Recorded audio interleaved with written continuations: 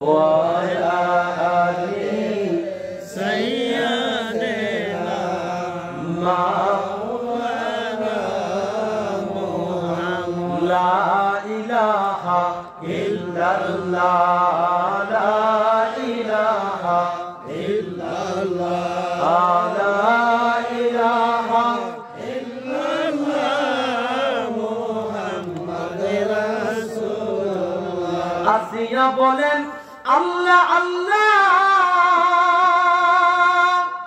ফেরাউন দিল কত জ্বালা আসিয়া বলেন আল্লাহ আল্লাহ ফেরাউন দিল কত জ্বালা আল্লাহ বলে ও জিবরাইল মাওলা বলে ও জিবরাইল খুলে দাও জান্নাতের তালা লা ইলাহা ইল্লাল্লাহ জোরে লা ইলাহা ইল্লাল্লাহ লা ইলাহা ইল্লাল্লাহ মুহাম্মদ রাসূলুল্লাহ ইয়া রাসূলুল্লাহ ইয়া হাবিবাল্লাহ ইয়া রাসূলুল্লাহ ইয়া হাবিবাল্লাহ যাহাদের পিতা মাতা আছেন গো কবরে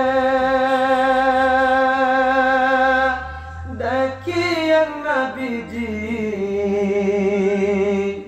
মায়ার নজরে যাহাদের পিতা মাতা আছেন গো কবরে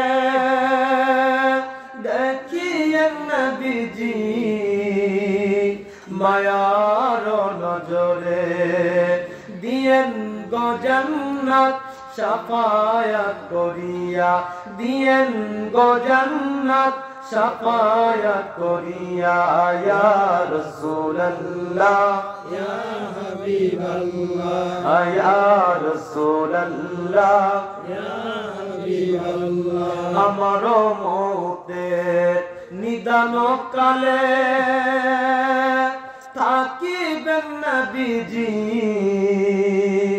আমার শিয়রে আমার মওতের নিদান কালে থাকিবেন নবীজি আমার শিয়রে দেখিব তোমায় নয়ন ভরিয়া করিব চুম্বন কদম ধরিয়া ইয়া রাসূলুল্লাহ ইয়া হাবিবাল্লাহ ইয়া রাসূলুল্লাহ ইয়া হাবিবাল্লাহ ইয়া রাসূলুল্লাহ ইয়া হাবিবাল্লাহ বালাগাল উলা বি কামালিহি কশাফত দুজা বি জামালিহি হাসানাতু জামিয়া খসালিহি সাল্লু আলাইহি ওয়ালিহি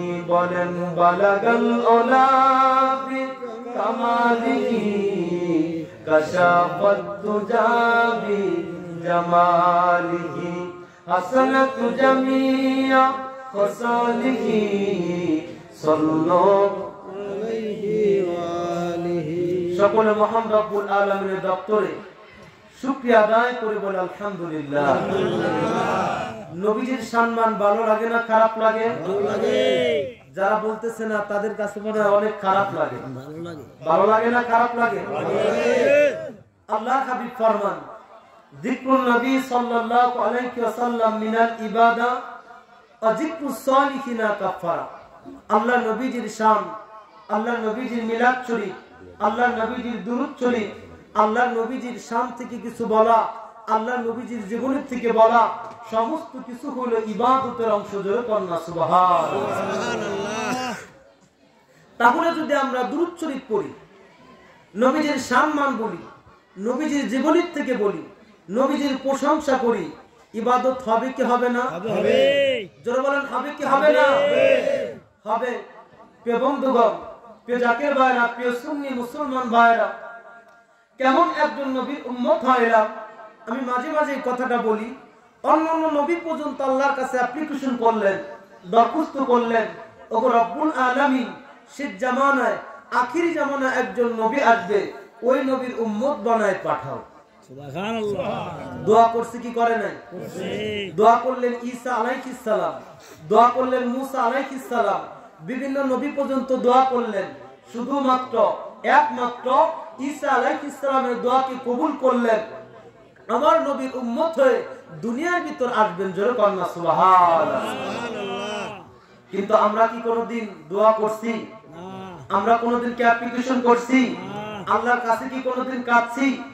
কোনোদিন কান্না করি নাই। বিনা অ্যাপ্লিকেশনে, বিনা দরখাস্তে এই নবীর উম্মত হতে পেরেছি। কথা বলেন ঠিক?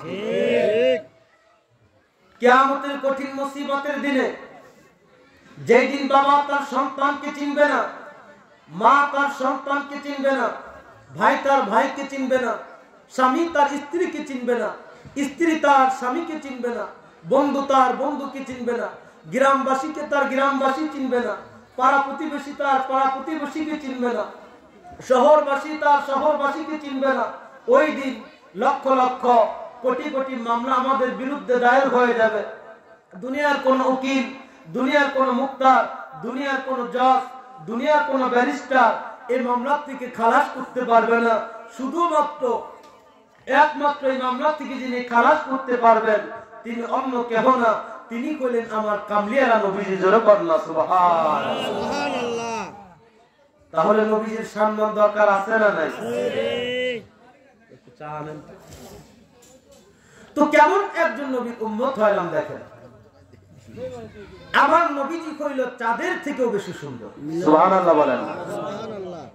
নবীজির একজন সাহাবী শামাইলে তিরমিজির ভিতর দেখলাম, নাম তার কইল জাবের ইবনে সামুরা। মিলন নাম কি?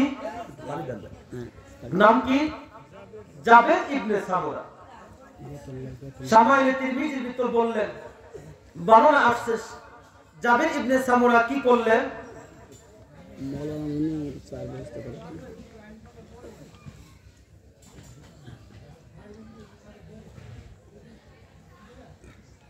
জ্যৈষ্ঠা রজনীতে, চাঁদনি রজনীতে হাঁটতেছিলেন জাবের ইবনে সামুরা। সাহাবীর নাম কি? জোরে বলেন, সাহাবীর নাম কি? জাবের ইবনে সামুরা। জাবের ইবনে সামুরা ডেকে বলতেছে, ও দুনিয়ার মানুষ শোনো, জ্যোৎস্না রজনীতে বা চাঁদনি রজনীতে যখন হাঁটতেছিলাম, হঠাৎ করে আকাশের চাঁদ দেখলাম, চাঁদ অনেক সুন্দর। সুবহানাল্লাহ বলেন। সুবহানাল্লাহ। তো একবার চাঁদের দিকে তাকায়, হঠাৎ করে আমার নবীজির চেহারা মুবারকের দিকে নজর চলে গেল। সুবহানাল্লাহ সুবহানাল্লাহ। তো একবার দেখি চাঁদের দিকে, আর একবার আমার নবীর দিকে। চাঁদও সুন্দর, আমার নবীজিও সুন্দর। আমি জাবের ইবনে সামুরা মনে মনে চিন্তা করতেছি যে আকাশের চাঁদ বেশি সুন্দর নাকি আমার নবীজি বেশি সুন্দর। মনের ভিতর একটা যোগ বিয়োগ করতেছে। আপনারা বলেন, চাঁদ বেশি সুন্দর নাকি আমার নবী বেশি সুন্দর? আমার নবী বেশি সুন্দর। সুবহানাল্লাহ বলেন। সুবহানাল্লাহ। নবীজির সাহাবী জাবের ইবনে সামুরা ডাক দিয়ে বলতেছেন, ও দুনিয়ার মানুষ শোনো, আমি একবার চাঁদের দিকে, অন্যবার আমার নবীর দিকে, একবার নয় দুইবার নয় বহুবার তাকাইলাম। একবার চাঁদের দিকে, অন্যবার আমার নবীর দিকে। যোগ বিয়োগ করলাম, যোগ বিয়োগ করে যেটা ফল পেলাম, আমি এই সিদ্ধান্ত নিলাম আমার নবী কইল চাঁদের থেকে বেশি সুন্দর। জোরে জোরে কন্যা সুবহানাল্লাহ। আল্লাহ তোমার লাইকা বানায়াছেন গো নবী, সারাটা দুনিয়া নবী গো, তুমি নবী নবীউল আম্বিয়া। মারহাবান। কাউসারের মালিক তুমি, কাউসার পিলাইবা পাপি তাপি গুনাহগার উম্মতের লাগিয়া। জান্নাতের মালিক তুমি জান্নাত বিলাইবা পাপী তাপী গুনাহগার উম্মতের লাগিয়া আল্লাহ তোমার লাইগা বানায়াছেন গো নবী সারাটা দুনিয়া নবী গো তুমি নবী নবীউল আম্বিয়া আল্লাহুম্মা সাল্লি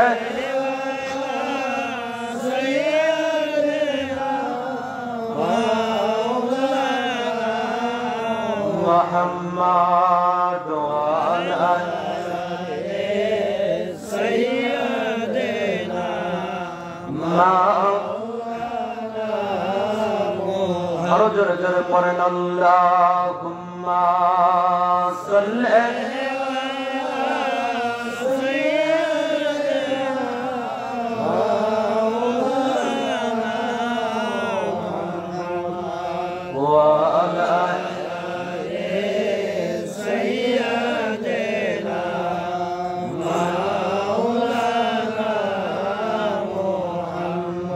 قل لا إله إلا الله جور لا إله إلا الله لا إله إلا الله محمد رسول الله لا إله إلا الله لا إله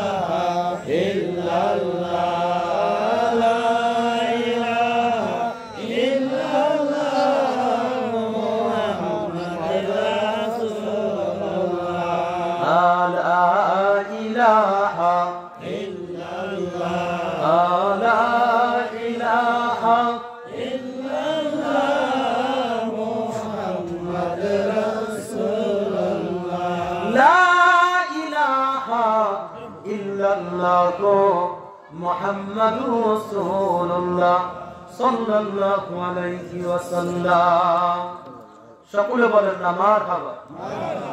আমার সংক্ষিপ্ত আলোচনা শুরুর আগে লক্ষ কোটি দুরূদ ও সালাম আরজ করতেছি সারহারে কায়নাত মুফাক্কারা মওজুদাত আহমদ মুস্তাফা মুহাম্মদ মুস্তাফা তিনার কদমে কদম বসে এবং সালাম আরজ করতেছি এবং কদম বসে আরজ করতেছি আরেফে কামিল মুর্শিদে মুকাম্মেল যে বিশ্বলি খাজা বাবা ফরিদপুরি নিজে না খাইয়া মুরিদ সন্তানদের খাওয়াইতেন, নিজে না ঘুমাইয়া মুরিদ সন্তানদের ঘুম পাড়াইতেন, আমার সেই বিশ্বলির কদমে কদম বসে আরজ করতেছি এবং আরো কদম বসে আরজ করতেছি হুজুর কাবলাজানের স্থল অভিষিক্ত আলহাজ হযরত খাজা মিয়া ভাইজান মুজাদ্দিদি সাহেবের কদমে এবং হুজুর কাবলাজানের আওলাদ হিজবুল্লাহ মহাইমাম জাকির পার্টির মহামান্য চেয়ারম্যান আলহাজ হযরত খাজা মেজু ভাইজান মুজাদ্দিদি সাহেবের কদমে কদম বসে আরজ করতেছি এবং দুই চাচা মিয়া, দুই আম্মা জান, দুই ভাবি জান খাজা পরিবারের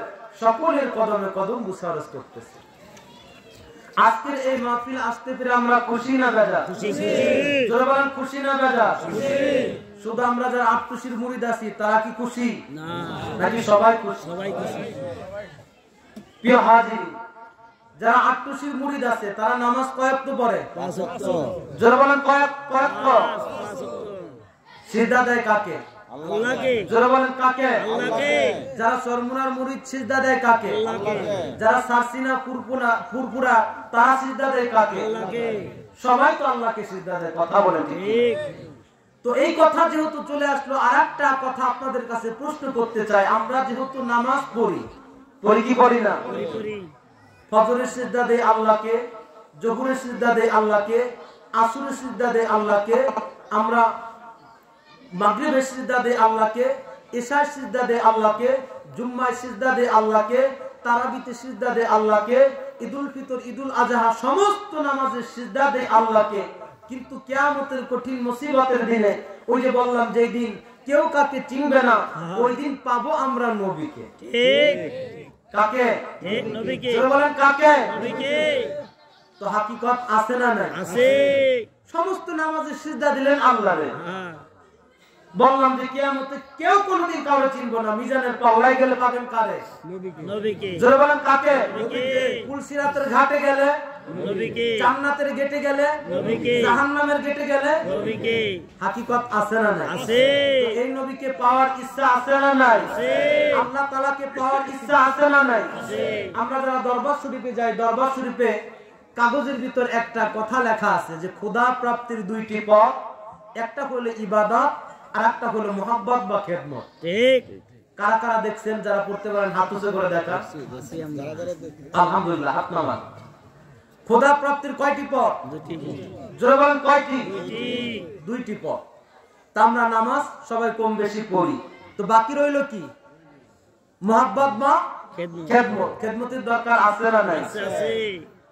খেদমত করলেন হযরত আবু বকর সিদ্দিক রাদিয়াল্লাহু তাআলা আনহু, খেদমত করলেন হযরত ওমর ফারুক রাদিয়াল্লাহু তাআলা আনহু, খেদমত করলেন হযরত উসমান জিন্নুরাইন রাদিয়াল্লাহু তাআলা আনহু, খেদমত করলেন হযরত আলী রাদিয়াল্লাহু তাআলা আনহু, খেদমত করলেন নবীজির স্ত্রী আম্মা জান খাদিজা। জোরে বলেন সুবহানাল্লাহ। বলতে পারেন না ইসলাম পরিধি কেমন খেদমত করেছেন আম্মা জান খাদিজা, কেমন খেদমত করেছেন হযরত আবু বকর, কেমন খেদমত করলেন হযরত ওমর। তাহলে শুনুন, আমার নবীজির যিনি স্ত্রী আম্মা জান খাদিজা আরবের ভিতর সবচাইতে ধনী মহিলা ছিলেন। সুবহানাল্লাহ বলেন। সবচাইতে দামি খাবারটা খাইতেন, দামি পোশাকটা পরতেন, দামি বাড়ির ভিতর বসবাস করতেন, দামি যানবাহনের ভিতর চলতেন। বর্তমান বিএমডব্লিউ, মার্সিডিজ, বিভিন্ন দামি গাড়ি আছে না নাই? তো তৎকালীন সময় তো গাড়ি ছিল না। দামি যে ঘোড়াটা, দামি যে উটটা, দামি যে গাধাটা, এরকম দামি দামি ঘোড়া বা উটের উপর আম্মা জান খাদিজা চলতেন। জোরে কন্যা সুবহানাল্লাহ। আরবের ভিতর সবচাইতে যে বাড়ি, সবচাইতে দামি বাড়ি, ওই বাড়ির ভিতর থাকতেন আম্মা জান খাদিজা। জোরে কন্যা সুবহানাল্লাহ। ভালো পোশাক পরতেন। তো দেখেন কেমন খেদমত করেছেন নবীজির কদমে আসার পর। সবকিছু ইসলামে খেদমত দিতে দিতে তিনি নিঃস্ব হয়ে গেলেন। ঠিক। কি হয়ে গেলেন? জোরে বলেন কি হয়ে গেলেন? নিঃস্ব হয়ে গেলেন। ঘটনা আপনারা জানেন, তারপরে বলতেছি। আবার ওই অবস্থায় 3 বছর গিরি সংকট, 3 বছর পাহাড়ের মধ্যবর্তী স্থানে কাফের বেঈমানেরা সেনশন দিয়ে রাখলেন। আমাদের গ্রামগঞ্জে সালিশের মাধ্যমে অনেক পরিবারকে এক ঘরে করে রাখে না, যে বলে এদের সাথে কথা বন্ধ, খাবার বন্ধ, লেনদেন বন্ধ, সবকিছু বন্ধ। ধরেন আপনাদের এই গ্রামের মানুষ, রাজবাড়ী জেলা প্রশাসক যদি বলে এই গ্রামের মানুষের সাথে কেউ লেনদেন করতে পারবে না, কোনো গাড়ি আসবে না, কোনো খাবার আসবে না, কোনো চিকিৎসা হবে না, সবকিছু বন্ধ, বিদ্যুৎ কেটে দিল, গ্যাস কেটে দিল, তাহলে সমস্যা হবে কি হবে না? তো নবীজির সাহাবী সহ নবীর পরিবার তাদের সঙ্গে খাবার বন্ধ করে দিলেন, ব্যবসা বন্ধ করে দিলেন, চিকিৎসা বন্ধ করে দিলেন, খাবার আনা নেওয়া বন্ধ করে দিলেন, চিকিৎসা বন্ধ করে দিলেন, সবকিছু এভরিথিং সবকিছু বন্ধ করে দিলেন। এখন 3 বছর কিতাবের ভিতর দেখলাম যে আমার নবী এবং সাহাবীরা কি করলেন, এতই কষ্ট করেছিলেন, খাবার না পেয়ে পাহাড় থেকে ঘাস লতা পাতাগুলো সিদ্ধ করে খাইছে। কষ্ট কম না বেশি? জোরে বলেন কষ্ট কম না বেশি? তা আম্মা জান খাদিজা, আগে বললাম তিনি ছিল ধনীর মেয়ে। কিসের মেয়ে? একটা ধনীর মেয়ে যদি গরিব ঘরে বিয়ে হয় কষ্ট হয় কি হয় না? 18 বছর 20 বছর সুন্দর বড়লোকি ভাবে বসবাস করে আসলেন, একটা সাধারণ মানুষের ঘরে যদি আসে তখন তার কষ্ট হবে। কথা বলেন ঠিক কি? তো আম্মা জান খাদিজা এরকম কষ্ট সহ্য করতে পারতেছেন না। যখন আমার নবীর সঙ্গে বিয়ে শাদী হয়েছিল, আমার নবীজির বয়স ছিল 25 বছর। কয় বছর? জোরে বলেন কয় বছর? আর আমার আম্মা জান খাদিজার বয়স ছিল হইল 40। কত? 40। পার্থক্য কয় বছরে? 9। জোরে বলেন কয় বছরে? 9।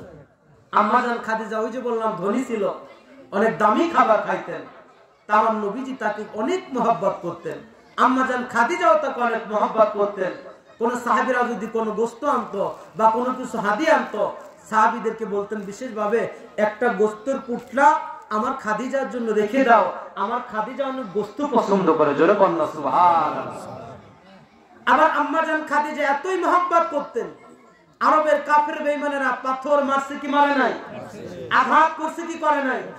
আম্মাজান খাদিজা নিজে সেবা করেছেন, সান্ত্বনা দিয়েছেন, নবী গো এই দিন থাকবে না, আরো দিন আসবে, আপনার সুদিন আসবে। আম্মাজান খাদিজা দূরে দূরে যখন নবীজি গেতেন, তখন আঘাত করতেন, মারতেন, আম্মাজান খাদিজাই ছিলেন তখন তার সঙ্গে সাথী, আর কেউ ছিল না। কথা বলেন ঠিক কি? প্রিয় জাকির ভাইরা, প্রিয় সুন্নি মুসলমান ভাইরা, আম্মাজান খাদিজার অনেক কষ্ট হয়। 3 বছর খাবার নাই, 3 বছর চিকিৎসা নাই, 3 বছর সব কিছু বন্ধ।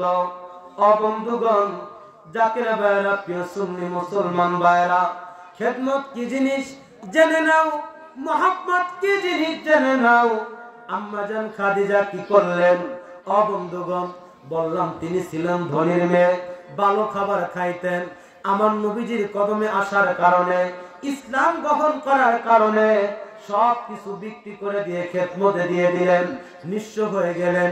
আবার খাবার নাই, পানি নাই, চিকিৎসা নাই। আম্মাজান খাদিজা না খাইতে খাইতে শুকায় যাইতে শুরু করলেন। আম্মাজান খাদিজা দেখতে একটু মোটা সোটা ছিল। অবন্ধুগণ, বেশি খাবার খাইতেন, কিন্তু তখন খাবার না খাইতে পেরে শুকায় যাইতে শুরু করলেন। আবার চিকিৎসা নাই, কোন ডাক্তার আসা বন্ধ, কবিরাজ আসা বন্ধ, রোগ শোক বেড়ে গেল। আম্মাজান খাদিজা আমার নবীকে ডেকে বললেন, ইয়া রাসূলুল্লাহ, ইয়া হাবিবাল্লাহ, আমার বয়স বাড়তেছে, আমার বয়স অনেক হয়ে যাইতেছে। তখন আম্মাজান খাদিজার বয়স হইতে হইতে হয়ে গেল বাজান 65। কত? 65। যারা বলেন কত হইল? নবীর বয়সের পার্থক্য কত? 15। তাহলে আম্মাজান খাদিজা যদি 65 হয়, আমার নবীজির বয়স কত? 50 বছর। জি জি। সামাইলে তিরমিজির ভিতরে দেখলাম যে আমার নবীজির বয়স যখন 50, তখন আমার নবীজির চুল এবং দাড়ি সর্বমোট মিলিয়ে 14 থেকে 18টা চুল দাড়ি পেকেছিল। সুবহানাল্লাহ বলেন। কয়টা? কথা কয় কি সাইনা ভাষায় কইছি? কয়টা? সামাইলে তিরমিজিতে আবার পরবর্তীতে বর্ণনা আসলো, যদি কখনো তেল ব্যবহার করতেন, আমরা তেল ব্যবহার করি না, নবীজিও তেল ব্যবহার করতেন, যত তেল ব্যবহার করত, নবীর যে 14 থেকে 18টা চুল দাড়ি যে পাকা, ওটা বোঝা যাইতো না। জোরে কন্যা সুবহানাল্লাহ। আর আমরা অনেকে আছি 50 বছর হয়ে গেলে দাড়ি চুল পাইকা বুড়ো হয়ে গেছি। কথা বলে ঠিক? সামাইলে তিরমিজির ভিতর আসছে 14 থেকে 18টা চুল পাকলেন, যে কথা বললাম, আহারে আমার নবী কত সুন্দর। ওই যে জাবির ইবনে সামুরা বললেন, সামাইলে তিরমিজি খুললে দেখতে পারবেন, হযরত আলীর কাছে সাহাবীরা বলতে লাগলেন, আর জিজ্ঞেস করতে লাগলেন, ও আলী গো, আমার নবী কেমন ছিল একটু বলো না। কারণ হযরত আলী তো ছোটবেলা থেকে আমার নবীকে দেখছে। ঠিক দেখছে কি দেখে নাই? এই জন্য বলেন, দেখছে কি দেখে নাই? নবীজির বাবারা 10টা ভাই ছিল। কয় ভাই?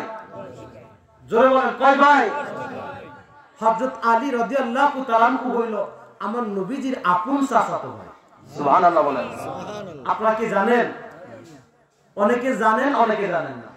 আপন চাচাতো ভাই, আবার আপন মেয়ের জামাতা। সুবহানাল্লাহ বলেন। তো হযরত আলীর কাছে সাহাবীরা বা যারা নবীজিকে দেখে নাই, যেমন আমার জিয়া ভাই একটা কথা বললো ভিতর থেকে, যে আমরা খাজা বাবাকে দেখছি, খাজা বাবাকে দেখে আমরা খেদমত করছি, পার্টি করতেছি, আমরা যে জজবায় আছি, ছাত্রখণ্ডের কথা বললেন, তারা খাজা বাবাকে দেখে নাই। তারা কি দেখছে? তাদের ভিতরে যে প্রেম মহব্বত আমাদের থেকে বেশি দেখা যায়। সুবহানাল্লাহ বলেন। তো প্রিয় বন্ধুগণ, তো যেই আরবের মানুষগুলো আমার নবীজিকে দেখে নাই, বা বিভিন্ন আরবের বাহির থেকে নবীজিকে দেখে নাই, হযরত আলীর কাছে বলল, আলী গো, আমার নবী কেমন ছিল একটু কি বলবা? হযরত আলী রাদিয়াল্লাহু তাআলা বর্ণনা করতেছে, জোরে কন্যা সুবহানাল্লাহ। হযরত আলী বলতেছে, দুনিয়ার মানুষ শোনো, আমার নবীজির চুলের বর্ণনা দেই, তাহলে শোনো। বলল ঠিক আছে বলেন।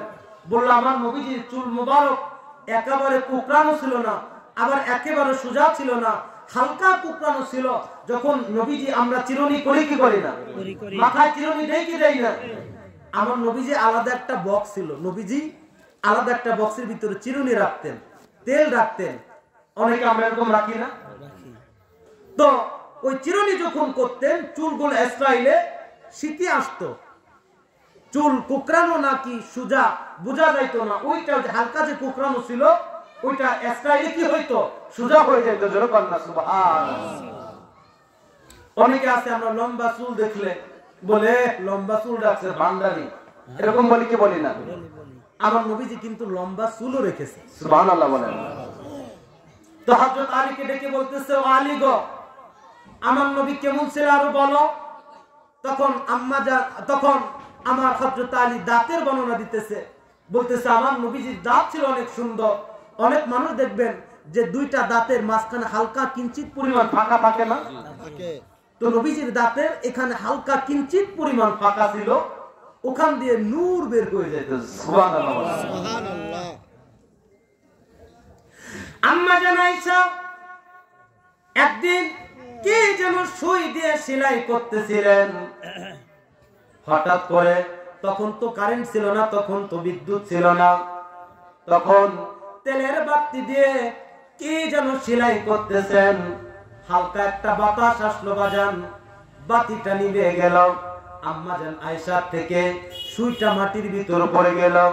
আম্মা জান আয়েশা খুঁজতে লাগলেন, পেলেন না, খুঁজতেছে পান নাই, পাবেন কিভাবে, ঘরের ভিতর বাতি নাই। আমার নবীজি আসলেন, মুস্কি মুস্কি হাসতেছে। সুবহানাল্লাহ বলেন। সুবহানাল্লাহ। ডেকে বললেন, আয়েশা গো, কে তুমি খুঁজতেছো বলো। আমার নবীজি মুস্কি মুস্কি হাসতেছে আর জিজ্ঞাসা করতেছে, কি খুঁজতেছো বলো। আমার নবীজি যে হাসতেছে, মুস্কি মুস্কি হাসতেছে, নূর বের হইতেছে, আলো বের হইতেছে। আম্মা জান আয়েশা আমার নবীর দিকে তাকাইলেন, দেখলেন নূর বের হইতেছে।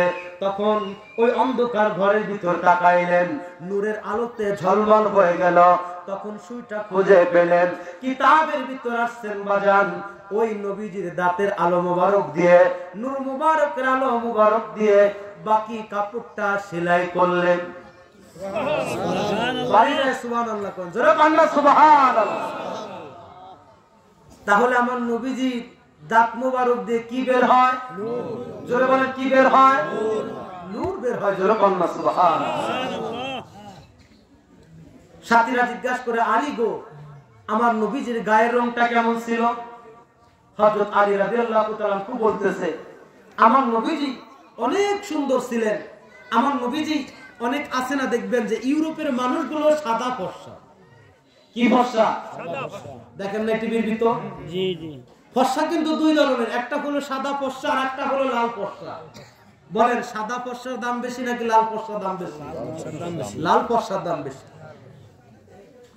আমার নবীজি ডেকে বলতেছেন, আ দুনিয়ার মানুষ শুনো, পৃথিবীর ভিতর সবচাইতে ইউসুফ আলাইহিস সালাম সুন্দর ছিলেন।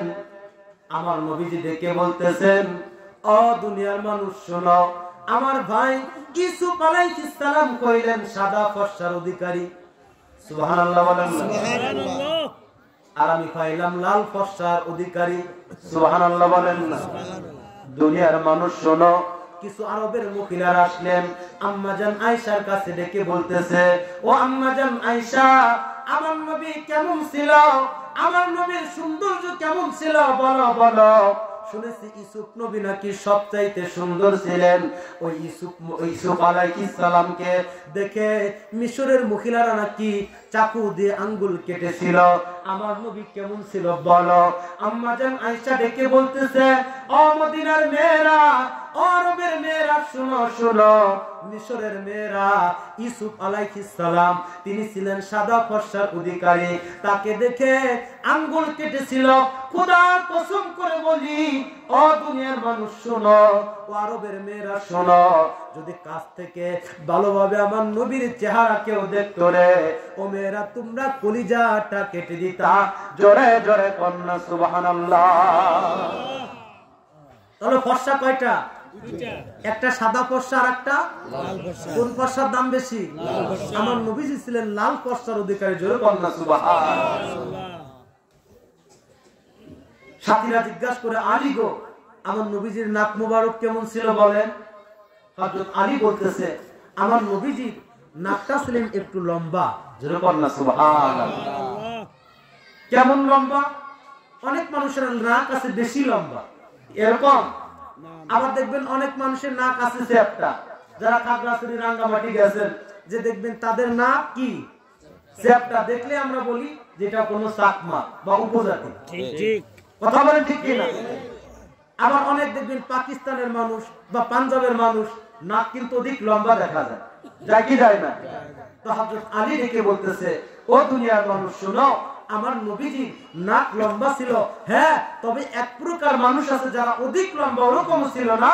আবার এক প্রকার মানুষের নাক চ্যাপ্টা, ওরকম ছিল না। আমার নবীজির নাকটা লম্বা ছিল, কিন্তু দেখতে অনেক সুন্দর ছিল। যারা কন্যা সুবহানাল্লাহ বলল হযরত আলী গো, তাহলে দেহ মুবারকটা কেমন ছিল একটু বলো।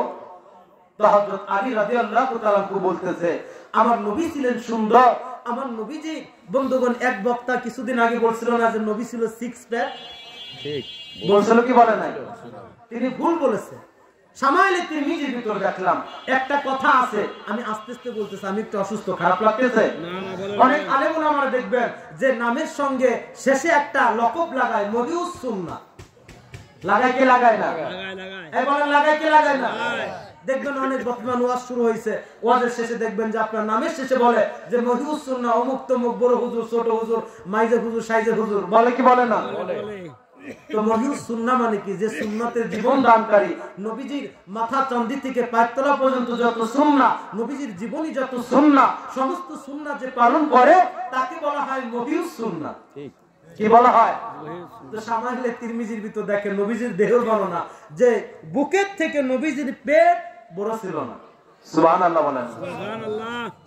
দেখবেন তাহলে আমাদের বর্তমান বাংলাদেশের ভিতর অনেক মৌলবী, অনেক মাওলানা, অনেক মুফতি, অনেক মুফাসসির, অনেক মুহাদ্দিস সিয়াসিত্তা হাদিস পড়ে, 32 বছর বুখারী পড়াইলো, আপনার 50 বছর মুসলিম পড়াইলো, কত হাদিসের কিতাব পড়লো, কোরআন পড়লো, সব কিছু পড়ে ওয়াজ করলো, নসিহত করলো, এত কোরআন হাদিস পড়ে, দেখবেন নবীজির আপনার কি বললো যে মহিউস সুন্নাহ লাগায়, কিন্তু নবীজির পেট বুকের থেকে উপরে উঠলো না, তারা লাগায় মহিউস সুন্নাহ। তাহলে বলেন এটা কি আসল নাকি নকল? তাহলে কি নবীজির পেট বুকের থেকে কি উপরে ছিল না, কিন্তু আলেমরা দেখি পেট এক একজনের 3.5 হাত। ঠিক আছে না নাই? আছে। আমাকে মোল্লা মুন্সির কথা বললাম, আপনাকেও কথা বলতেছি। ঠিক আপনারা তো আলহামদুলিল্লাহ ভালো, চকে মাঠে কাজ করেন, পরিশ্রম করেন, আপনাদের পেট হওয়ারই সুযোগ পায় না। তো আলেমরা কি কোরআন হাদিস পড়ে পেট বানায় 3.5 হাত, ঈদের সময় যে একটু কোলাকুলি করবে, বুকের সাথে বুকে মিলে না, পেটে পেটে বাইরে বাইরে খায়, মহব্বত আনবো কোথা থেকে? তাহলে সুন্নাত কি বুকের থেকে পেট উপরে না নিচে? কথা বলে না নিচে। আপনারা চুপ থাকেন, আমরা মৌলবীরা না আস্তে আস্তে কইতে পারি আমাকে পেট বড়। আপনারা বলেন যে পেট কি উঁচু থাকবে না নিচু? আমার নবীজি বললেন তোমরা এমন ভাবে আহার করো, 3টা ভাগে ভাগ করো। খারাপ লাগে না না, 1 ভাগ খাবার দাও, 1 ভাগ পানি দাও, 1 ভাগ খালি রাখো। এমন ভাবে আহার করো যেন সাথে সাথে যুদ্ধ করতে পারো। জোরে কন্যা সুবহানাল্লাহ। এখন তো ধরেন যুদ্ধ নাই, ধরেন এই মুহূর্তে এখান থেকে পাশে বাজার আসেনি, কোন বাজার? জামতলা বাজার। ধরেন আপনি খাবার খাইছেন, এখানে খাবার খাইছেন, খাবার খেয়ে যদি জামতলা বাজার পর্যন্ত দৌড়ায় যাইতে পারেন, তাহলে বুঝবেন না আমার খাওয়াটা সুন্নাত অনুসারে হয়েছে। জোরে কন্যা সুবহানাল্লাহ। যুদ্ধ সামনে আসতেছে, প্রস্তুতি নেন। লম্বা পেট বড় পেট দিয়ে কিন্তু কাজ হবে না। জাকের পার্টির চেয়ারম্যান কিন্তু বলছে যুদ্ধ করতে হবে, ঢাল তলারে কথা রাখতে বলছে কি বলে নাই? বলছে কি বলে নাই? আমার হুজুর কেবলা আযম বলেছে যে বাবা আমার জাকির সন্তানদের ভিতরে এমন কিছু পাহাড় দিয়ে রাখছি, আকাশের ভিতর শাহাদাত আঙ্গুল উঁচু করবে, আকাশের জেট বিমানগুলো পড়ে যাবে। জোরে কন্যা সুবহানাল্লাহ। আরো বলছে যে কার ভিতর দিয়ে রাখছে সে নিজেও জানে না, সময় কইলে উন্মোচন করবে। বলছে কি বলে নাই? তো খাবার খাইতে হবে কয় ভাবে? 3 ভাবে। 1 ভাগ খাবার দিয়ে, আরেক ভাগ কি দিয়ে? পানি দিয়ে, আরেক ভাগ খালি। যেন আমরা বেদাতীদের সাথে, যেন আমরা ওই নবী দুশমনদের সাথে, ইয়াজিদের সাথে যেন যুদ্ধ করতে পারি, এমন ভাবে খাবার খাইতে হবে। কথা বলে ঠিক। তো সাথীরা ডাকতে বলতেছে আলী গো, আমার নবীজি কিভাবে হাঁটতেন, কিভাবে চলতেন একটু বলেন।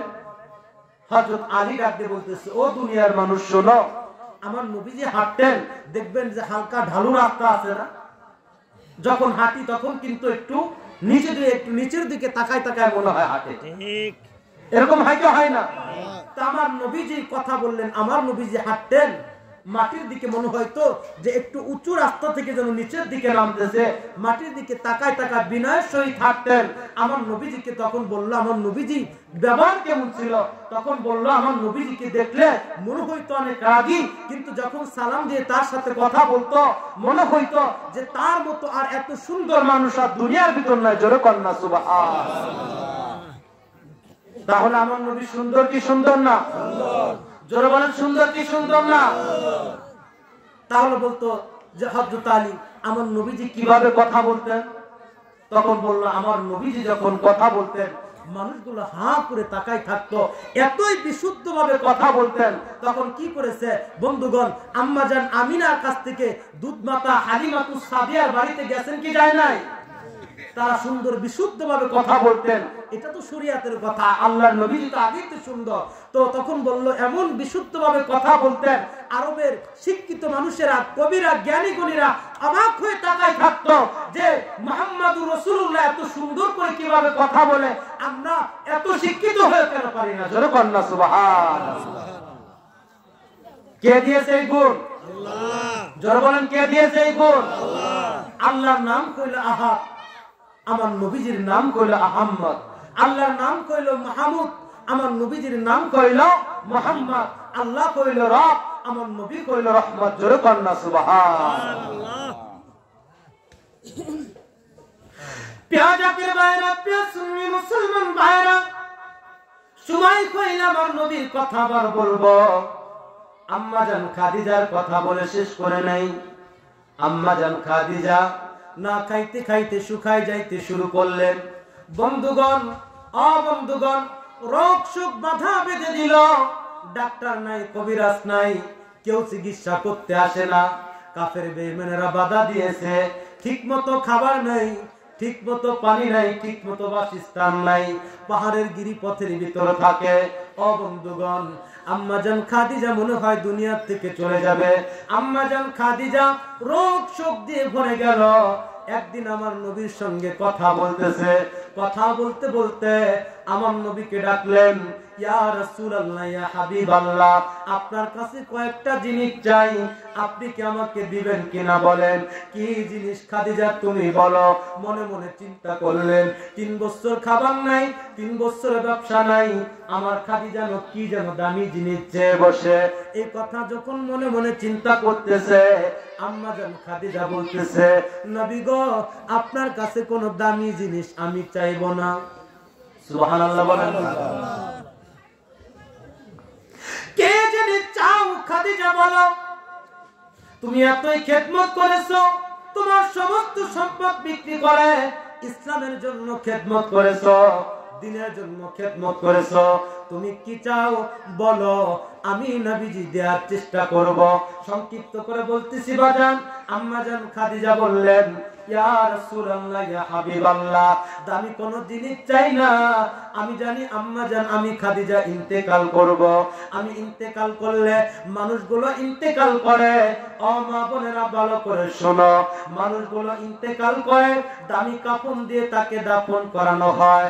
আম্মাজান খাদিজা ডাকতে বলতেছে, ইয়া রাসূলুল্লাহ, ইয়া হাবিবাল্লাহ, আমি যদি ইন্তেকাল করি দামি কোন কাফন দিবেন না, আরবের বাজারের কোন দামি কাফনের দরকার নাই। আপনি নবীজির একটা পুরাতন জুব্বা মোবারক আমি ধুয়ে রেখেছি, পরিষ্কার করে রেখেছি। আমি যখন খাদিজা ইন্তেকাল করি, আপনার পুরাতন জুব্বা দিয়ে কি আমাকে কি দাফন করাবেন? সুবহানাল্লাহ বলেন। আমার নবীজি কে বলতেছে, খাদিজা, আরবের মানুষেরা কি বলবে, কাফের বেঈমানেরা কি বলবে? বলবে, দেখতে দেখ মুহাম্মদ কেমন মানুষ। খাদিজার সমস্ত সম্পদ গুলো ভোগ করলেন, ইসলামের জন্য ব্যয় করলেন, সমস্ত সম্পদ ব্যয় করলো। এখন খাদিজা ইন্তেকালের পর একটা পুরাতন জুব্বা দিয়ে খাদিজাকে দাফন করানো হইতেছে। একটা আরবের বাজার থেকে নতুন কাফনের কাফন কেনার টাকা নাই, এই কথা বলবে। আম্মাজান খাদিজা কেঁদে কেঁদে বলতেছে, নবী গো, আরবের কাফেররা তো বুঝবে না এই জুব্বার কি দাম। সুবহানাল্লাহ বলেন।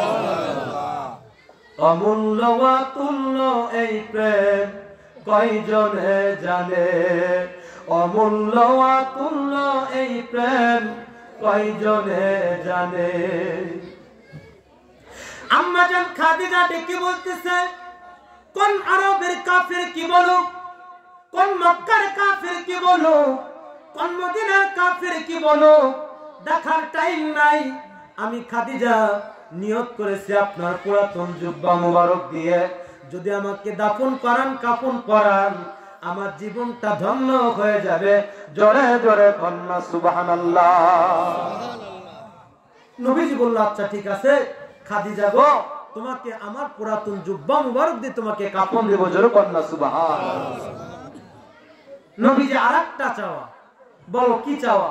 বলল, যখন আমি ইন্তেকাল করব, কবরের ভিতর মুনকার নকির তিনটা প্রশ্ন করে, তোমার রবকে, তোমার নবীকে, তোমার আল্লাহকে, মানে এরকম তোমার দিনকে, এরকম তিনটা প্রশ্ন করে কি করে না? এটা তো সবার জানা, করে কি করে না? আম্মা জান খাদিজা ডেকে বলতেছে, ইয়া রাসূলুল্লাহ, ইয়া হাবিবাল্লাহ, কবরের ভিতর যখন মুনকার নকির আসবে, প্রশ্ন করবে তোমার রবকে, তোমার নবীকে, তোমার দিন কি, তিনটা প্রশ্ন যখন প্রশ্ন করা হবে, আমার বড় ভয় হয়, আমি খাদিজা মনে হয় এই প্রশ্নের উত্তর দিতে পারবো না। ইয়া রাসূলুল্লাহ, ইয়া হাবিবাল্লাহ, আপনি কি তিনটা প্রশ্নের উত্তর দিয়ে দিবেন? আমার নবী কাঁদতেছে, ডেকে বলতেছে, খাদিজা আমি তিনটা প্রশ্নের উত্তর দিয়ে দিব। কোন আম্মা জান খাদিজা ওই হীরা গুহার ভিতর আমার নবীজি 15 বছর ধ্যানমগ্ন ছিলেন। কয় বছর? 15 বছর। আরবের যে হাজী সাহেব, এই যে হাজী সাহেব যিনি যারা গিয়েছেন তারা দেখে থাকবেন, এখন সিঁড়ি করে দেওয়া হয়েছে, তারপর যুবকেরা যেতে গেলে তাদের হাত পা ব্যথা হয়ে যায়। কি হাজী সাহেব হয় কি হয় না? কিন্তু আম্মা জান খাদিজা প্রত্যেকদিন 2 বার ওই হীরা পাহাড়, ওই যে পাহাড়টা বেয়ে বেয়ে, আমার আম্মা জান খাদিজার বয়স দেখেন তখন 60-65 বছর, পাহাড় বেয়ে বেয়ে বিদ্যা আম্মা জান খাদিজা নবীজিকে খাবার দিয়ে আসতে। কষ্ট দেখে অনেক সময় আসে না, কষ্ট করে মানুষ খাবার দেয় যারা মাঠে চকে কাজ করে, আম্মা জান খাদিজা একজন খাবার নিয়ে আসতেছে। আম্মা জান খাদিজার কষ্ট দেখে আমার নবীজি চোখ থেকে পানি ফেলে দিয়ে কাঁদতেছে। সুবহানাল্লাহ। সুবহানাল্লাহ। আম্মা জান খাদিজা মনে করলেন আমার কি কোনো ভুল হইল? আবার কিছুক্ষণ পর দেখলেন আমার নবীজি আম্মা জান খাদিজার দিকে তাকায় তাকায় হাসতেছে। জোরে কন্যা সুবহানাল্লাহ। প্রিয় বন্ধুগণ, প্রিয় জাকির ভাইরা, তখন আম্মা জান খাদিজা জিজ্ঞাসা করতেছে, ইয়া রাসূলুল্লাহ, ইয়া হাবিবাল্লাহ, আপনি কাঁদলেন আবার হাসলেন কেন? আমার কি কোনো ভুল হয়েছে? আমার নবীজি ডেকে বলতেছে, তুমি প্রত্যেকদিন 2 বার খাবার নিয়ে যে উঠো, আজকে আমি ভালো করে তাকায় দেখলাম তোমার যতটা কষ্ট হয়, তোমার কষ্ট দেখে আমি কাঁদতেছি আর আমি হাসলাম। তুমি যে আমার প্রতি খেদমত করতেছো, আমাকে মহব্বত করতেছো, এই খেদমতে খুশি হয়ে আল্লাহ তাআলা আরশে আজিম থেকে হেসেছে। জোরে কন্যা সুবহানাল্লাহ। আমার আল্লাহ হেসেছে, আমিও হেসেছি। জোরে কন্যা সুবহানাল্লাহ। কিসের কারণে? নামাজ পড়ার কারণে, রোজা রাখার কারণে, হজ করার কারণে, যাকাত দেওয়ার কারণে, কিসের কারণে? খেদমতের কারণে। জোরে বলেন কিসের কারণে? খেদমত মহব্বত করার কারণে। খেদমত করা দরকার আছে না নাই? জোরে বলেন খেদমত করা দরকার আছে না নাই? আম্মা জান খাদিজা কি করলেন? ইন্তেকাল করলেন। সংক্ষিপ্ত করে বলতেছি, আলোচনার সামনে কিন্তু আছে। ইন্তেকাল করলেন। মহিলারা তখন গোসল করাইলেন। আম্মা জান খাদিজা যখন ইন্তেকাল করলেন তখন জানাজার হুকুম আসে নাই, তখন জানাজা বিধান হয় নাই। আমার নবীজি নিজ কাঁধে করে আম্মা জান খাদিজাকে নিয়ে যাইতে শুরু করলেন।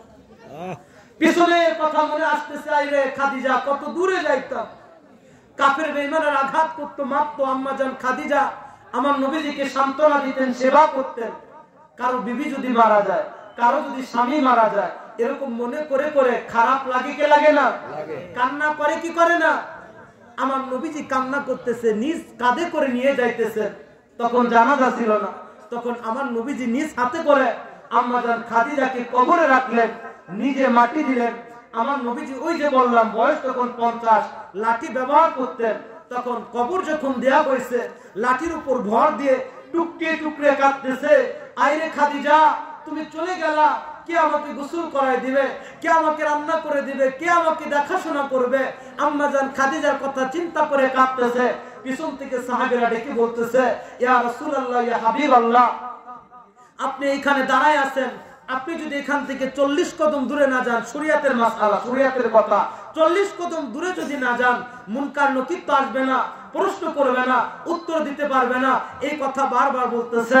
আমার নবীজি ডেকে বলতেছে, সাহাবীরা রে, আমার খাদিজার সাথে আমার ওয়াদা হয়েছে, মুনকার নকিরের প্রশ্ন আমি দিয়ে দিব, এই জন্য আমি নবীজি এইখানে দাঁড়ায় আছি লাঠির উপর ভর দিয়ে। যখন সাহাবীরা কান্দে, আমার নবীও কান্দে। ওই মুহূর্তে ফেরেশতা জিবরাইল আলাইহিস সালাম চলে আসলেন, এসে বলল, হুজুর আপনি এখানে আর থাকবেন না। আম্মা জান খাদিজার খেদমতে খুশি হয়ে, আপনার মহব্বতে খুশি হয়ে, আম্মা জান খাদিজার কবরে যে 3টা প্রশ্ন করবে, আপনি উত্তর দেওয়ার জন্য বসে আছেন। এই উত্তর আমার মহান রব্বুল আলামিন দিয়ে দিয়েছে। জোরে সুবহানাল্লাহ। কিসের কারণে? জোরে বলেন, কিসের কারণে? মহব্বত করার কারণে, খেদমত করার কারণে। জোরে সুবহানাল্লাহ। তাহলে মহব্বত খেদমতের দরকার আছে না নাই? জোরে বলেন, আছে না নাই? এই মহব্বত শিক্ষা দেয় আল্লাহ ওলিগণ। এই মহব্বত শিক্ষা দিলেন বন্ধুগণ, ভালো করে শুনুন। এই মহব্বত শিক্ষা দিলেন গাউসে পাক আব্দুল কাদের জিলানী, এই মহব্বত শিক্ষা দিলেন খাজা আজমেরি, এই মহব্বত শিক্ষা দিলেন খাজা বাহাউদ্দিন, এই মহব্বত শিক্ষা দিলেন মুজাদ্দিদ আল ফিসানি, এই মহব্বত শিক্ষা দিলেন নূর মোহাম্মদ নিজামপুরি, এই মহব্বত শিক্ষা দিলেন মাওলানা শাহ সুফি ফজল ওয়াইসি, এই মহব্বত শিক্ষা দিলেন শাহ সুফি সৈয়দ ওয়াজেদ আলী, এই মহব্বত শিক্ষা দিলেন খাজা ইনাদপুরি, এই মহব্বত শিক্ষা দিলেন বিশ্বলি খাজা ফরিদপুরি। জোরে কন্যা সুবহানাল্লাহ। ওলির দরকার আছে না নাই? জোরে বলেন, ওলির দরকার আছে না নাই? অনেকে বলে ওলির দরকার নাই, 5 ওয়াক্ত নামাজ পড়লে যথেষ্ট। বলে কি বলে না? আমাদের মাযহাবের যিনি ইমাম আবু হানিফা, একটা নয়, দুইটা নয়, 10 লক্ষ হাদিসের হাফেজ ছিলেন, সনদ ও মতন সহ। তারপর তিনি বলতেছে, ও দুনিয়ার মানুষ শোনো, আমার পীর ও মুর্শিদ জাফর বিন সাদিকের যদি খেদমত গোলামি না করতাম, আমি জাফর বিন সাদিক খেদমত না করতাম, আমি ইমাম আবু হানিফা ধ্বংস হয়ে যাইতাম। জোরে কন্যা সুবহানাল্লাহ। কিসের কারণে? পীর মুরিদি করার কারণে, খেদমত করার কারণে। পীর মুরিদি দরকার আছে না নাই? আরেকজন আল্লাহর ওলি, নাম তার বাইজিদ বুস্তামি। নাম কি? জোরবানের নাম কি? তারা ছিল পীর ভাই বাইজিদ বুস্তামি এবং ইমাম আবু হানিফা, তারা ছিলেন পীর ভাই জাফর বিন সাদিক। জাফর বিন সাদিককে পরিচয় নেন। আমি মাঝে মাঝেই বলি, আমার নবীর কন্যার নাম খাতুনে জান্নাহ ফাতিমাতুজ জোহরা রাদিয়াল্লাহু তাআলা আনহা, তিনার সন্তানের নাম ইমাম হাসান, তার সন্তানের নাম ইমাম হুসাইন, ইমাম হুসাইনের সন্তানের নাম জয়নুল আবিদিন, জয়নুল আবিদিনের সন্তানের নাম ইমাম মুহাম্মদ আল বাকির, ইমাম মুহাম্মদ আল বাকিরের সন্তানের নাম জাফর বিন সাদিক। জোরে কন্যা সুবহানাল্লাহ। কয়জন মুরিদ সন্তান? 2 জন। কয়জন? একজন ইমাম আবু হানিফা, একজন বাইজিদ বুস্তামি। বাইজিদ বুস্তামিকে তিনার মুরিদ সন্তানের নাম কইল আবুল হাসান খেরকানি। আবুল হাসান খেরকানি তিনার মুরিদ সন্তানের নাম সুলতান মুহাম্মদ গজনবী। ওই সুলতান মুহাম্মদ গজনবী হয়ে মুজাদ্দিদ আল ফিসানি হয়ে খাজা ইনাদপুরি হয়ে বিশ্বলি খাজা ফরিদপুরি। জোরে কন্যা সুবহানাল্লাহ। ওলির দরকার আছে না নাই? জোরে বলেন, ওলির দরকার আছে না নাই? শক্তি হইল 3 প্রকার। একটা হইল কুদরতি শক্তি, আরেকটা হইল মুজিজা শক্তি, আরেকটা হইল কারামতি শক্তি। জোরে কন্যা সুবহানাল্লাহ। গাউসে পাক আব্দুল কাদের জিলানীর কারামত আছে না নাই? আছে। খাজা মঈনুদ্দিন চিশতি আজমির সঞ্জারের কারামত আছে না নাই? আছে। প্রিয় বন্ধুগণ, খাজা বাহাউদ্দিন নকশবন্দির কারামত আছে না নাই? আছে। মুজাদ্দিদ আল ফিসানির কারামত আছে না নাই? আছে। এই যে আমাদের বাংলাদেশ, ভারত, পাকিস্তান, 3টা দেশ মিলে মোট 1 কোটি আলেম আছে না? আছে। আছে না নাই? আছে। কিতাবের ভিতর দেখলাম খাজা মঈনুদ্দিন চিশতি আজমিরি সঞ্জারি একাই 90 লক্ষ হিন্দুকে কালিমা পড়াই মুসলমান বানাই দিলেন। জোরে কন্যা সুবহানাল্লাহ। এখন আমরা আলেমরা পারছি কয়জন? একজন। জোরে বলেন, কয়জন পারছি? একজন। আর আলেমরা বলে খাজা নাকি ভুয়া। জোরে কন্যা নাউজুবিল্লাহ। নাউজুবিল্লাহ। খাজা মঈনুদ্দিন চিশতি একাই 90 লক্ষ থেকে 1 কোটি মানুষকে কালিমা পড়াই মুসলমান বানাইলো। আর মোল্লা তোমরা 1 কোটি মানুষ পারলা না, 1 কোটি মানুষকে মুসলমান বানানো, 1 কোটি আলেম এক পাল্লায়, আর খাজা মঈনুদ্দিন চিশতি এক পাল্লা।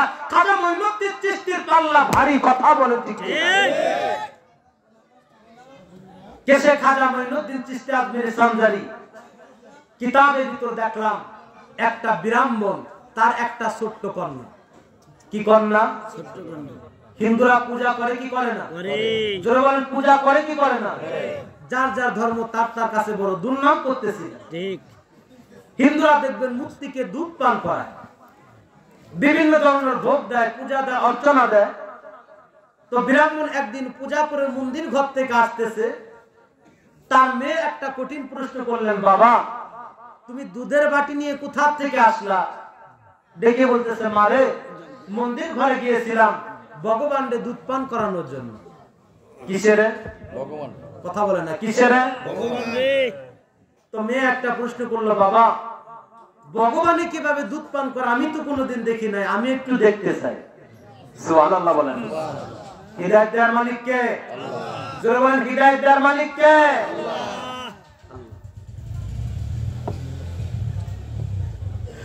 ব্রাহ্মণের মেয়ে কি করলেন? দুধের বাটি নিলেন, মন্দিরের দিকে রওনা দিয়ে দিলেন, ভগবানের দুধ পান করে দেখার জন্য যাবে।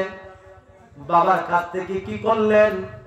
দুধের বাটিটা নিলেন, বাজান মন্দির ঘরের ভিতরে গেলেন, প্রতিমাগুলো ওই মূর্তিগুলোর সামনে গিয়ে যখন দুধের বাটি ধরতেছে, ভগবানে কি দুধ খায়? মাটির মূর্তি কি দুধ খায়? মাটির মূর্তি বাজান দুধ খায় না। যখন দুধ খায় না কি করলেন?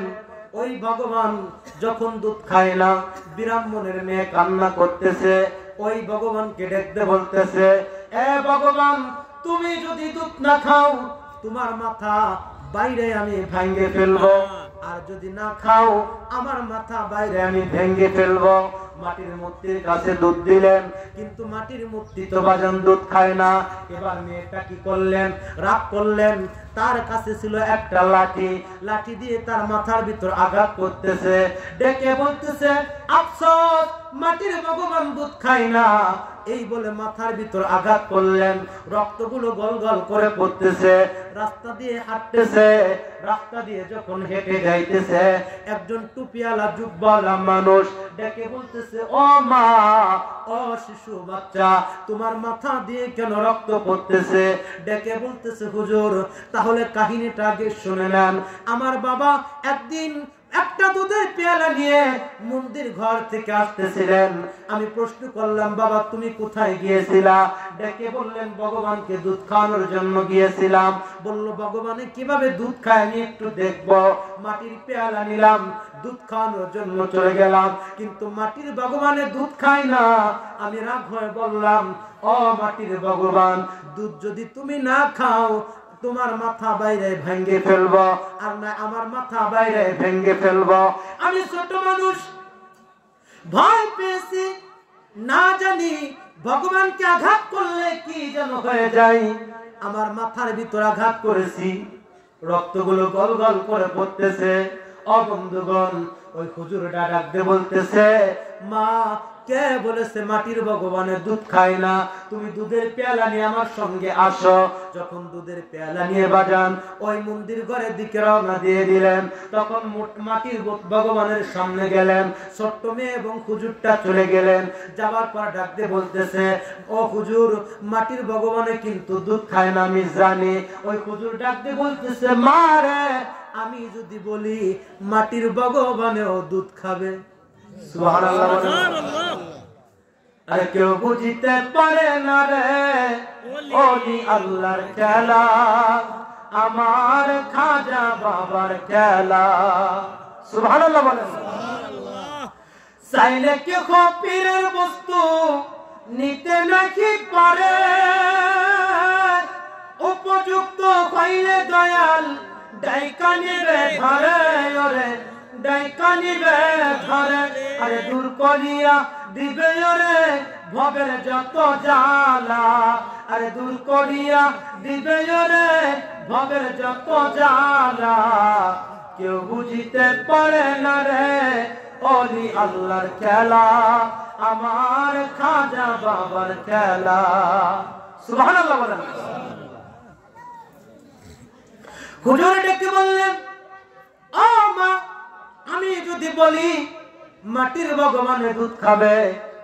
মেয়েটা বলল, হুজুর তাহলে দেখতে চাই কিভাবে মাটির ভগবানের দুধ খায়। হুজুর বললেন, ও মাটির ভগবান, ছোট্ট মেয়েটা দুধ নিয়ে সাপতেছে, তুমি কেন দুধ খাও না? কথা বলতে দেরি মাটির ভগবানে দুধ খাওয়া শুরু করলেন। সুবহানাল্লাহ বলেন। এখন মেয়েটা খুশি না বেজার? খুশি। খুশি না বেজার? হুজুর হুজুরের পথে মেয়েটা এবার গ্রামের ভিতর যায়, সবার কাছে বলতেছে, ও গ্রামবাসী, দেখো তোমরা সারা জীবন দুধ নিয়ে গেছো, আবার দুধ ফেরত নিয়ে আসছো, আর দেখো আজকে আমি কি করছি, দুধের বাটি নিয়ে গেছি, আজকে ভগবানের দুধ খাইছে, দুধের বাটি খালি। সুবহানাল্লাহ বলেন। সুবহানাল্লাহ। যারা পূজা করে তারাও জানে যে ভগবানের দুধ খায় না। মেয়েটা বলতেছে দুধ খাইছে, এখন মেয়েটা বলতেছে, ও মা, কেমন করে ভগবানের দুধ খাইলো, তোমার হাতে কিভাবে দুধ খাইলো, আমরা একটু দেখবো। গ্রামবাসীকে ডাকতে বলতেছে, ও গ্রামবাসী, তাহলে আসো, যদি দেখতে চাও পেয়ালায় করে দুধ নিয়ে চলো, আমি মাটির ভগবানকে দুধ খাওয়াবো। জোরে কন্যা সুবহানাল্লাহ। খারাপ লাগতেছে? অনেকে মনে মনে কইতেছে হিন্দু কথা কইতেছে কেন? বাজান হিন্দু কথা না, ওলি আল্লাহর কথা। কার কথা? ওলি আল্লাহর কথা। পরের দিন আবার রওনা দিয়ে দিলেন পেয়ালায় করে দুধ নিয়ে। আজকে কিন্তু বাজানোর সঙ্গে হুজুর নাই, মনে রাখবেন। ছোট্ট মেয়েটা মাটির ভগবানের সামনে যায়, দুধের পেয়ালা নিয়ে যায়। ও মাটির ভগবান, তুমি আজকেও দুধ খাও, দেখো গ্রামবাসী দেখতে আসছে, তুমি গতকাল আমার হাতে দুধ খেয়েছো, এই কথা বলেছি, কেউ বিশ্বাস করে নাই। আজকে যদি তুমি দুধ খাও, গ্রামবাসী বিশ্বাস করবে। এবার গ্রামবাসী রাখতে বলতেছে, ও মা, আজকে তো মাটির ভগবানের দুধ খায় না। বারবার যখন চেষ্টা করতেছে, মেয়েটা চিন্তা করলেন এখানে কোনো ভুল হয়েছে। কি ভুল? চিন্তা করলেন গতকাল তো হুজুর ছিল, আজকে তো সঙ্গে হুজুর নাই, হুজুরকে কোথায় পাওয়া যাবে? দৌড় মারলেন। ওই রাস্তা দিয়ে যাইতে যাইতে একটা বট গাছের নিচে দেখতে পেলেন হুজুর ওখানে বসে আছে তার মুরিদ নিয়ে। ডেকে বলল, হুজুর, গতকাল আপনি আমার সঙ্গে গিয়েছিলেন, আপনি বললেন ও মাটির ভগবান তুমি দুধ খাও। মাটির ভগবানের দুধ খাওয়া শুরু করলো। আপনাকে স্যার আজকে গিয়েছি, মাটির ভগবানকে বারবার বলতেছি, মাটির ভগবানে কিন্তু দুধ খাইতেছে না। গ্রামবাসী আমার কথা বিশ্বাস করতেছে না। হুজুর, আপনি চলেন, আজকে একটু বলে দেন মাটির ভগবানে দুধ খাবে, গ্রামবাসী দেখবে। হুজুর চলে গেলেন মাটির ভগবানকে দুধ খাওয়ানোর জন্য। গতকালের মতো ডেকে বলতেছে, ও মাটির ভগবান, আমি বলতেছি তুমি দুধ খাও। অমনি করে মাটির ভগবান দুধ খাওয়া শুরু করলো। জোরে জোরে কন্যা সুবহানাল্লাহ। গ্রামবাসী কয়, কিরে 50 বছর, 60 বছর, 70 বছর, 80 বছর ধরে পূজা করলাম, জীবনে দুধ খাওয়ানো দেখলাম না, এই হুজুর বেটাকে? হুজুর বেটা বলে দুধ খাও, মাটির ভগবান দুধ খাইলো। হুজুর, আপনার নাম কি, পরিচয় কি? ডেকে বললেন, আমার নাম খাজা গরিবে নওয়াজ আজমেরি। জোরে কন্যা সুবহানাল্লাহ। তিনি কইলেন খাজা মাইনুদ্দিন চিশতি। জোরে কন্যা সুবহানাল্লাহ। পাওয়ার আছে না নাই? জোরে বলেন, পাওয়ার আছে না নাই? আপনি আস্তে আস্তে চিল্লেন কেন? জোরে জোরে চিল্লাইবেন। তাবারক আছে না নাই? জোরে বলেন, তাবারক আছে না নাই? তাবারক আছে, চিল্লাইবেন, খায়ে মজা পাবেন। 1 প্লেটের জায়গায় 2 প্লেট। সুবহানাল্লাহ বলেন। অনেকে বলে তাবারক আসলো কোত্থেকে? বলে কি বলে না? তাবারক ছিল কি ছিল না? নবীর দরবারে তাবারক ছিল কি ছিল না? খাজা আপনার গাউসে পাক আব্দুল কাদের জিলানীর দরবারে তাবারক ছিল কি ছিল না? ছিল। বন্ধুগণ, একজন আল্লাহ ওলি, নাম তার মানসুর হাল্লাস। আমরা সবাই নাম জানি, আপনারা জানেন কি জানেন না? মানসুর হাল্লাস 12 বছর, 14 বছর, 16 বছর মাদ্রাসায় পড়লেন, শরীয়তের ইলম অর্জন করলেন, মাওলানা হইলেন, মুফতি হইলেন, মুহাদ্দিস হইলেন। আমার মতো বাড়িতে বাড়িতে বিভিন্ন জ্ঞানের শহরে গিয়ে আলোচনা করে। তার ঘরের ভিতরে একটা অবিবাহিত বোন ছিল, বোনটার নাম কইল রায়না। নাম কি? জোরে বলেন, নাম কি? তাবারক আছে না নাই বুঝাইতে যাই ঘটনাটা বলতেছি, খারাপ লাগবো? বলেন নাম রায়না। অবিবাহিত মেয়ে, বিয়ে শাদী হয় না। মানসুর হাল্লাস ওই যে বললাম শরীয়তের আলেম, 12 বছর 16 বছর পয়রা মাওলানা মুফতি হয়েছে, বাড়ি বাড়ি গিয়ে আলোচনা করে, বিভিন্ন শহরে গিয়ে বড় বড় ওয়াজের মঞ্চে গিয়ে আলোচনা করে। তার ঘরের ভিতরে যে একটা বোন ছিল, ওই বোনটার নাম রায়না। যখন রাত 9টা 10টা বেজে যায়, ঘরের ভিতরে তালা মারে। তার বাড়ির পাশে একটা জঙ্গল, ওই জঙ্গলের ভিতরে চলে যায়, আবার অনেকক্ষণ টাইম পর চলে আসে। গ্রামবাসী দেখার পর কানা কুষা করতেছে। এখন আমি আলোচনা করতে আসছি, আমার যদি বোন এরকম যদি ঘোরাফেরা করে, আমার কাছে নালিশ আসবে কি আসবে না? মানুষ কানা কুষা করবে কি করবে না? বলবে বক্তার বোন কোথায় যায় ঠিক থাকে না, বলবে কি বলবে না? মানসুর হাল্লাসের কাছে নালিশ করলেন, হুজুর আপনি এত বড় আলেম, বিভিন্ন জায়গায় যায়, বড় বড় জায়গায় যে আলোচনা করেন, ওয়াজ করেন, আপনার বোন রায়না কোথায় যেন বুরখা পরে ওই জঙ্গলের দিকে চলে যায়, আবার ফেরত আসে। তার কাছে যখন নালিশটা গেল, এবার মনে মনে চিন্তা করতেছে সে কোথায় যায় আগে দেখতে হবে, আগে যাচাই বাছাই তারপরে বিচার। কথা বলেন ঠিক কিনা? ঠিক। আন্দাজে বিচার করা যাবে না। আন্দাজে বিচার করা যাবে? আন্দাজে বিচার করা যাবে না। মানসুর হাল্লাস কি করলেন বাজান? ওই দিন ওয়াজ মাহফিলে গেলেন না, বাড়ির পাশে নজরে রাখলেন তার বোন কোথায় যায় দেখার জন্য। তার বোন কি ভালো কাজে যায় নাকি খারাপ কাজে যায়? ও বন্ধুগণ, জাকের ভাইরা, প্রিয় সুন্নি মুসলমান ভাইরা, কি করলেন? ওযু করলেন, বুরকা পরলেন, পর্দায় তাকে মোড়াইলেন, জঙ্গলের দিকে রওনা দিয়ে দেয়। যখন জঙ্গলের দিকে রওনা দিয়ে দেয়, তিনার বোন রায়না আগে আগে, মানসুর হাল্লাস পিছনে পিছনে। হঠাৎ করে যখন গহীন জঙ্গলের ভিতরে চলে গেলেন, যাবার পর কি করলেন? অর্ধেক গহীন জঙ্গলে যখন চলে গেলেন, রায়নার সামনে বাজান 10টা বাঘ উপস্থিত। কয়টা? 10টা বাঘ উপস্থিত। আল্লাহ তাআলা সূরা ইউনূসের ভিতরে বলতেছে, আলা সাবধান। কি বলতেছে? সাবধান, নিশ্চয় আল্লাহ ওদের ভয় নাই। লাহুমুল বুশরা ফিল হায়াতিদ দুনিয়া ওয়া ফিল আখিরাহ, ইহকালও ভয় নাই, পরকালও ভয় নাই। জোরে বলেন না সুবহানাল্লাহ। এখন মানসুর হাল্লাসের বোন রায়না কি করলেন? বাঘ দেখে ভয় পাইলেন না, তিনি কইলেন আল্লাহর ওলি। কার ওলি? জোরে বলেন কার ওলি? আল্লাহর ওলি। আল্লাহর ওলি মানে কি? আল্লাহ বন্ধু। আর মানসুর হাল্লাস তখন ওলির খাতায় নাম ওঠে নাই, তিনি তখন কইল শরীয়তের আলেম। কিসের আলেম? শরীয়তের আলেম। রায়না বাঘ দেখে ভয় পেলেন না, জিকির করা শুরু করলেন। অবাজান জিকির দেখে বাঘ কিছুক্ষণ জিকিরের মতো তাকায় রইলেন, বাঘেও জিকির করেন।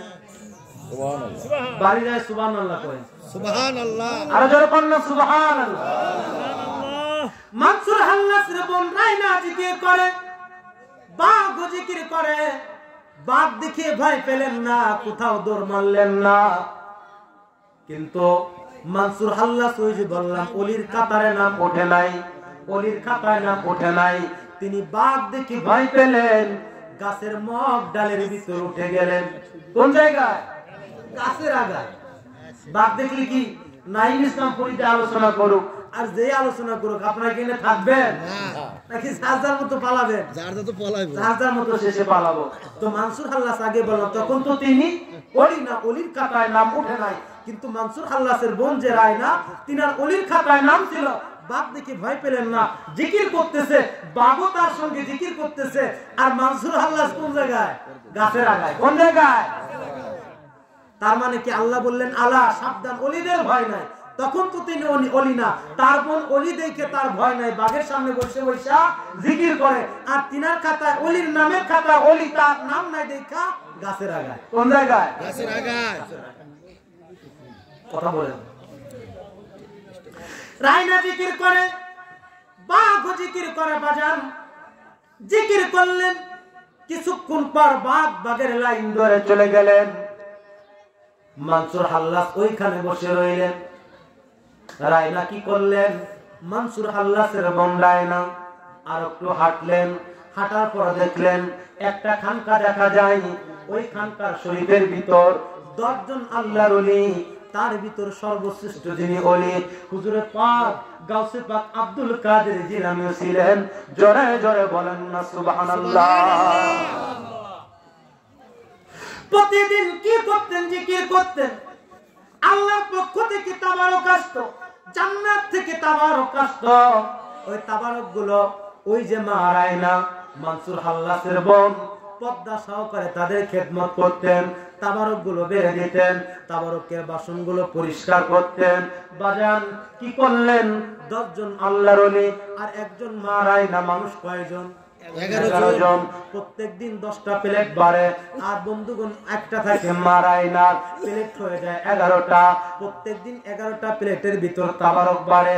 এবার আল্লাহর ওলিগণ ডেকে বলতেছে, হুজুরে পাক গাউসে পাক ডেকে বলতেছে, ও মা রায়না, প্রত্যেকদিন 11টা প্লেটের ভিতর তাবারক বাড়ো, আজকে তাবারক হবে তোমার 12টা। কয়টা? 12টা। তাবারক কয়টা? 12টা।